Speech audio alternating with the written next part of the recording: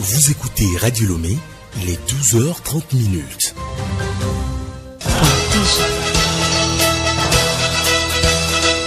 Le journal Hélène Assabi.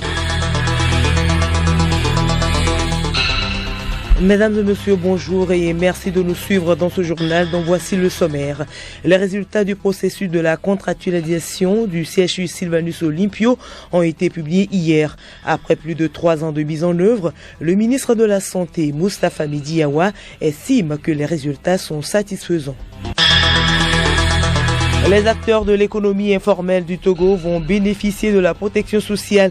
Les maires du Grand Lomé se forment pour apporter leur appui à la Caisse nationale de sécurité sociale pour la réussite de ce projet.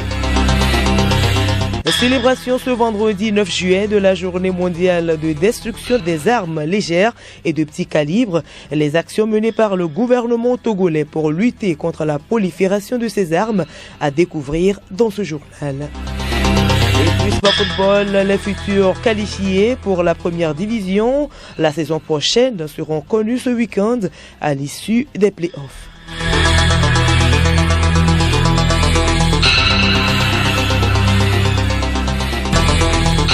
radiolomé.tg.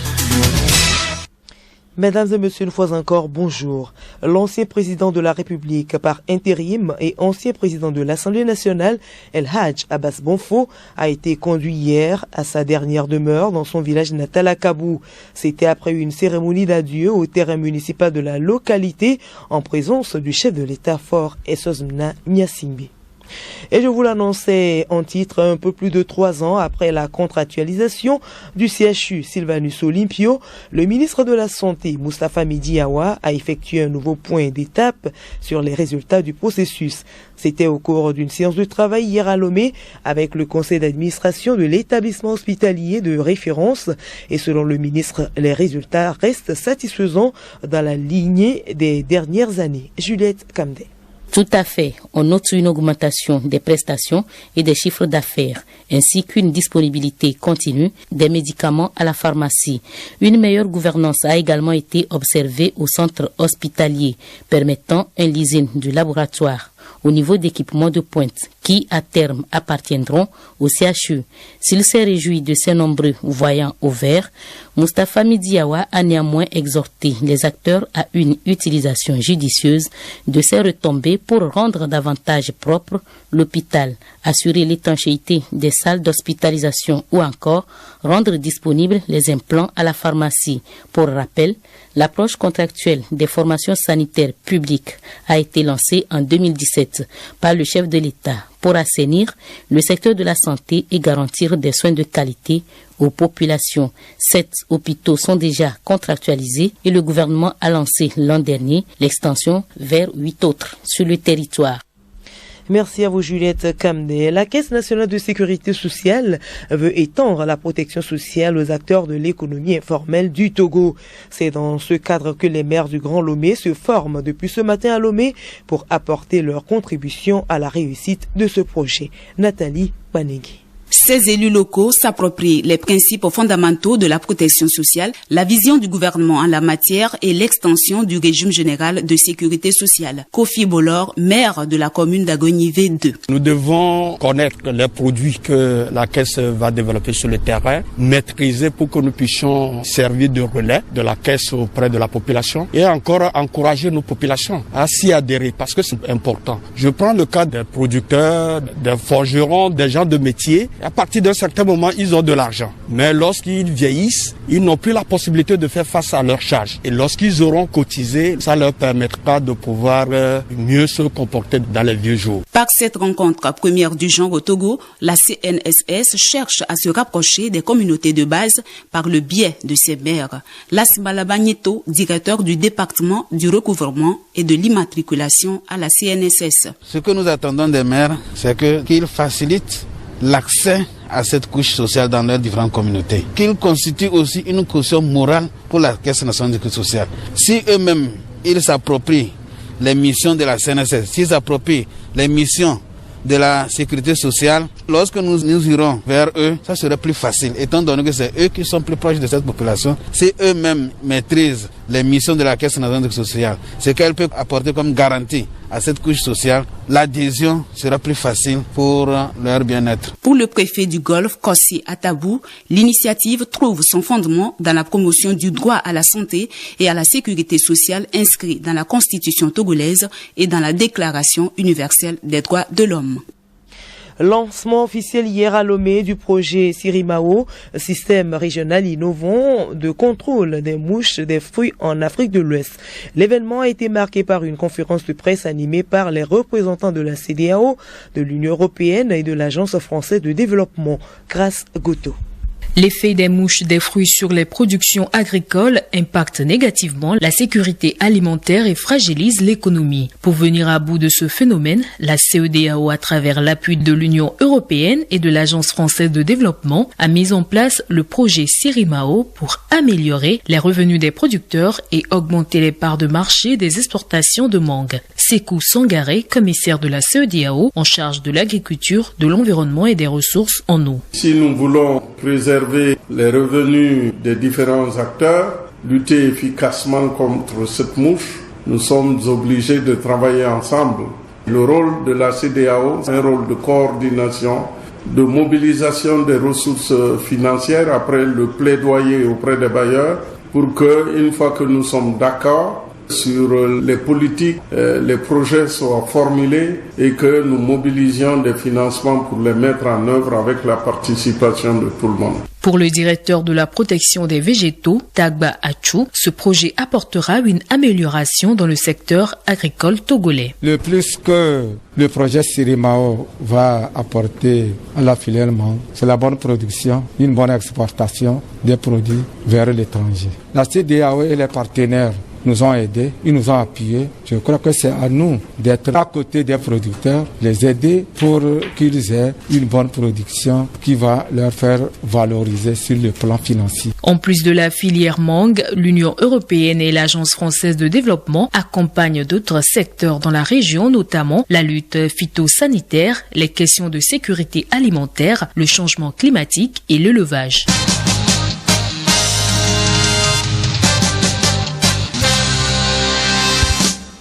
Et nous poursuivons ce journal avec ce communiqué de la HAC. Le président de la Haute Autorité de l'Audiovisuel de la Communication informe les promoteurs ou directeurs des radios privées dont les conventions de renouvellement de l'autorisation d'installation et d'exploitation expirent en octobre prochain qu'ils devraient, conformément à l'article 54 de la loi organique, déjà déposer leur dossier de renouvellement à la HAC. Il les invite à le faire dans les brefs délais, au plus tard le vendredi 13 août 2021 auprès du président du comité d'autorisation, contrôle et évolution technologique tous les jours ouvrables de 9h à 12h. La liste des organes concernés à suivre dans les avis communiqués de Radio Lomé. Et je vous le disais tantôt en titre, la communauté internationale célèbre ce 9 juillet la journée mondiale de destruction des armes légères lancée depuis 2001 par les Nations Unies. Presque tous les pays sont menacés par la circulation et la prolifération illicite de ces armes, faciles à cacher, à transporter et à manipuler. Qu'entend-on par armes légères et de petit calibre? Jonas Mazapaka, secrétaire permanent de la Commission nationale de lutte contre la prolifération et le trafic illicite des armes légères et de petit calibre. Les armes légères, ce sont des armes destinées à être portées par plusieurs personnes. En termes d'exemple, on parle de mitrailleuses, des canons anti-chars. Les armes de petit calibre, ce sont celles-là qui sont portées par une personne. C'est le cas des armes de chasse dont disposent nos parents. Vous allez voir aussi les policiers avec les pistolets, les revolvers. Par principe, une arme n'est pas dangereuse en soi, mais la dangerosité apparaît au moment de l'usage. Elle devient dangereuse lorsqu'elle est mal utilisée à des fins criminelles ou malveillantes. On peut parler de braquage, le vol à main armée, au cas de viol. Presque sur tous les continents, la prolifération des armes légères constitue des sources de violence meurtrières et d'insécurité. Les Nations Unies exhortent les pays à s'attaquer au problème. Qu'est-ce qui est fait au Togo? Retrouvons Jonas Paka. Notre pays a eu quand même détruit toutes les armes depuis 2003 et cela se fait à l'occasion de la Journée internationale de la paix, le 21 septembre de chaque année, mais aussi du mois d'amnistie. Pratiquement depuis 2003, À ces occasions, le Togo a eu à détruire des armes par brûlage. Les statistiques indiquent que de 2003 à 2009, il y a eu 9 909 armes détruites et 699 228 munitions ont été détruites. En 2019, il y a eu 2048 armes et 10 000 munitions qui ont été détruites. Pour cette année, nous sommes en train de mener des négociations et si tout va bien, au mois de septembre, cela pourra avoir lieu. La question de l'insécurité est l'affaire de tous. La Commission nationale de lutte contre les armes légères et de petit calibre lance un appel. L'appel que nous pouvons lancer à la population, c'est de collaborer d'abord pour que la saisie se fasse par les forces de défense et de sécurité. S'il n'y a pas de dénonciation, ni le policier ni le gendarme ne sauraient où se trouverait une arme quelque part. Nous sommes tous dans des quartiers. Si on constate qu'il y a un fait suspect quelque part, il faut dénoncer pour que le mal qui partirait de chez nous puisse être maîtrisé. Et le dernier, c'est l'éducation. C'est le socle. À travers l'éducation, les enfants sont éveillés, épris de paix et de justice. Et cela, c'est le développement. Parce que sans paix, il n'y a pas de développement. C'est des notions complémentaires qui interpellent chacun de nous. Parce que si vous sortez de votre maison, vous n'êtes pas en sécurité, je ne crois pas qu'on peut vaquer à nos occupations. D'où cet appel de collaboration, de dénonciation, mais aussi de sensibilisation autour de nous pour continuer à préserver la paix et la sécurité dans notre pays. Les résultats de l'examen du certificat d'études du premier degré, CEPD, ont été proclamés hier sur tout le territoire. Le taux de réussite sur le plan national est de 81,80%. Ce pourcentage est inférieur de près de 5 points à celui de l'année 2020 qui était de 86,44%. Sous le coup d'une interdiction de circulation sur le réseau routier national depuis le 1er juillet dernier pour non-conformité des dimensions réglementaires des véhicules, les transporteurs routiers disposent d'un délai supplémentaire. Les ministres en charge des transports et de la sécurité ont approuvé hier, à la demande de ces derniers, un moratoire de 30 jours. Ce dernier délai de rigueur doit permettre aux acteurs de régulariser leur situation pour ne pas s'exposer aux sanctions prévues. L'Assemblée spirituelle nationale des Bahaïs du Togo rappelle à tous les Bahaïs et sympathisants de la foi Bahaï que la commémoration du 171e anniversaire du martyr du Bab aura lieu ce vendredi 9 juillet 2021 à midi. À cet effet, les amis Bahaïs des différentes localités du Togo doivent organiser des commémorations appropriées dans leurs différents lieux de rencontre. La commémoration doit avoir lieu dans le respect strict des mesures barrières. Le journal Hélène Assabi. Hors du Togo, Bénin, un scandale secoue l'agence des transports avec un préjudice de 13 milliards de francs CFA. La brigade économique et financière multiplie les interpellations et les auditions. L'ex-patron de l'agence est en garde à vue. L'affaire a été révélée mercredi dernier en Conseil des ministres. Selon le gouvernement, il y aurait eu des passations de marchés suspects, diverses primes octroyées de façon irrégulière et des immatriculations frauduleuses de milliers de véhicules. 48 heures après l'assassinat du président haïtien dans sa résidence privée, une attaque visiblement orchestrée est menée, selon les autorités américaines, par des mercenaires aguerris. On commence à y voir plus clair sur la composition de ce commando. Depuis cette nuit tragique, la police haïtienne traque ces hommes. Et la police a donc annoncé que le commando armé était composé de 26 Colombiens et de 2 Américains originaires d'Haïti. De son côté, Taïwan a annoncé ce vendredi que 11 des suspects interpellés dans l'enquête ont été arrêtés. À l'ONU, le Conseil de sécurité appelle les Haïtiens au calme après la mort de Jovenel Moïse et pendant ce temps, la traque des assassins se poursuit. Écoutez Radio Lomé sur le web sur le www.radiolomé.tg. Au menu de l'agenda culturel du festival de marionnettes du théâtre à l'Institut français du Togo et du Congo et une rencontre littéraire et une exposition d'œuvres d'art. Geneviève Bougnon. Géant d'Afrique, c'est le nom de l'exposition d'œuvres d'art du jeune artiste plasticien togolais Goha Atisso. Il n'a pas encore 25 ans, mais il est déjà sur les traces des plus grands.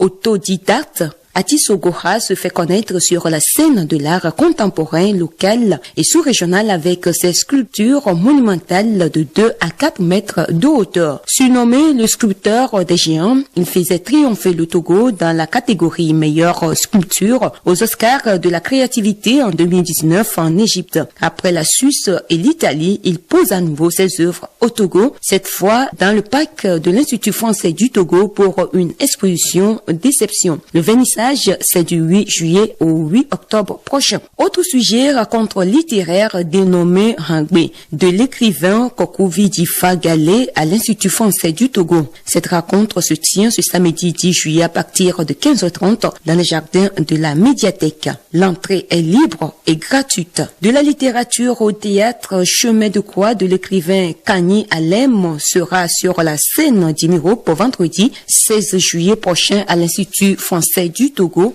à partir de 20h. La compagnie théâtre de Marconte du Congo-Kinshasa lance un appel à candidature d'un atelier de fabrication de marionnettes à table. La formation se déroulera du 2 au 7 août prochain à Kinshasa. Les marionnettes seront réalisées à 70% avec les matériels recyclés. Slam et musique Calebas Club vous convie ce vendredi 9 juillet pour aller-retour, la 5e édition du ton de Calebas Challenge dédié au slam. Cette année, le spectacle revient aux sources pour une libation devant le Grand Calebassier avec le spectacle aller-retour. Le rendez-vous, c'est ce vendredi à partir de 20h.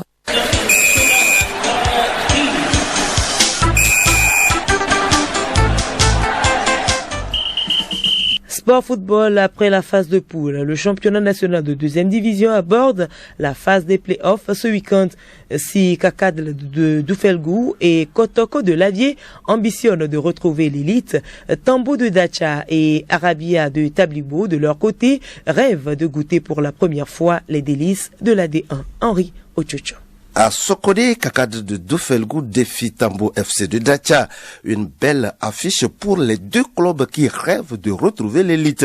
Tambo de Dacha, qui a fait un parcours sans faute lors des phases de groupe, est à un pas de la première division pour la première fois de son histoire. La deuxième affiche se tiendra à Atakpame. Elle oppose Arabia de Tablibo à Kotoko de Lavier. Premier de la poule A, le club de Tablibo est en route pour une qualification historique pour la première division. Mais ce sera une rude bataille devant Kotoko de Lavier qui ambitionne goûter à nouveau les délices de la première division. La lutte pour le maintien est aussi d'actualité entre trois clubs de la 2-2. Il s'agit de Asfosa, Koto de Moretan et Bekinti de Bassa. Dimanche à Akara, la première rencontre va opposer Asfosa à Koto de Moretan. Tous les matchs démarrent à 15h temps universel. Football toujours sur le continent africain. La finale de la Coupe de la Confédération se joue ce samedi entre les Algériens de la JS Kabylie et les Marocains du Raja Casablanca au stade de l'Amitié Général Mathieu Kérékou de Cotonou au Bénin à 18h. La jeunesse sportive de Kabylie disputera sa 7e finale continentale de son histoire. L'arbitre sud-africain de 38 ans, Victor Gomez, dirigera la partie. D'une finale à une autre, celle de l'Euro 2021, aura lieu ce dimanche entre l'Italie et l'Angleterre à Wembley à partir de 19h. Il s'agit de la 10e finale de l'Italie, un tournoi majeur, et la première finale de l'Angleterre à l'Euro et sa première finale en tournoi majeur depuis la Coupe du Monde 1966 qu'elle avait remportée. Italie, Angleterre, une affiche de rêve à suivre avec intérêt, mais attention à la Squadra Azzurra qui a déjà remporté ce trophée en 1966 et elle s'est inclinée également 2 fois en 2000 et en 2012. Et puis pour finir, clap de fin ce samedi de la Copa América avec la grande finale mettant aux prises l'Argentine au Brésil au mythique stade Maracana de Rio de Janeiro à 0h. Argentine-Brésil, un duel des stars entre Messi et Neymar, anciens coéquipiers au FC Barcelone qui courent toujours après un titre majeur en sélection.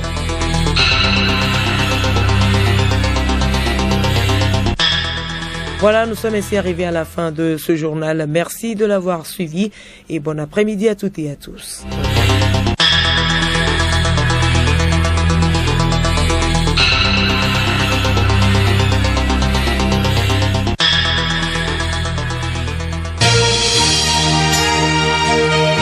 Radio Lomé, boîte postale 434, email radiolomé@radiolomé.tg. radiolomé.tg